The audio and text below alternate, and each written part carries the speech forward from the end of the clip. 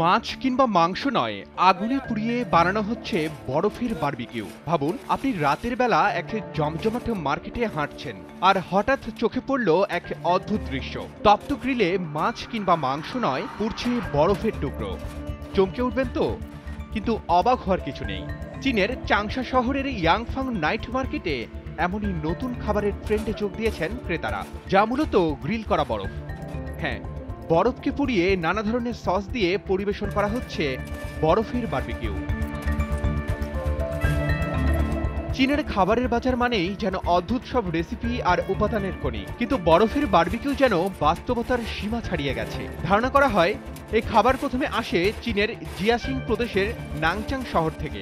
সেখানে এক গরম দিনে এক বিক্রেতা নতুন কিছু করার চিন্তা করলেন, যা কিনা গরমে ক্রেতাদের ঠান্ডা করার পাশাপাশি তাদের নজরও কাটতে সক্ষম। আর সেই ভাবনা থেকেই জন্ম নিল বরফের বারবিকিউ। বরফের বারবিকিউর ভিডিও দ্রুত ভাইরাল হয় সামাজিক যোগাযোগ মাধ্যমে। এরপর অন্যান্য বিক্রেতারাও যোগ দেন এই ট্রেন্ডে। চাংশার ইয়াংফাং নাইট মার্কেটের বিক্রেতা জিও জানান, তিনি যখন দেখলেন সবকিছু তাপে রান্না করা সম্ভব, এমন একটি ট্রেন্ড চলছে, তখন তিনিও বরফ দিয়ে এমন কিছু করার চেষ্টা করলেন আর ফলাফল তাকে অভিভূত করল।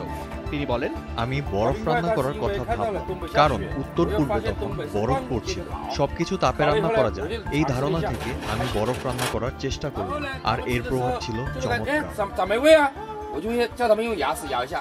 তবে মজার বিষয় হলো, এই বরফের বারবিকিউ খেতে তেমন সুস্বাদু নয়। বিক্রেতা নিজেই জানান, এটি তৈরি করা হচ্ছে শুধুমাত্র ক্রেতাদের আকর্ষণের জন্য।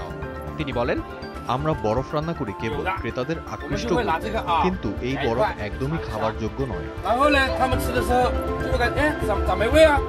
চীনে এমন অদ্ভুত খাবারের ট্রেন্ড অবশ্য এই প্রথম নয়। এর আগে উনান প্রদেশের এক বিক্রেতা ছোট নদীর পাথরকে রসুন, মশলা ও অন্যান্য উপাদান দিয়ে ভেজে পরিবেশন করেছিলেন।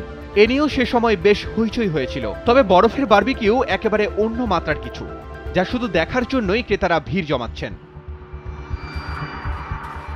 Arman Ali, Daily Sun.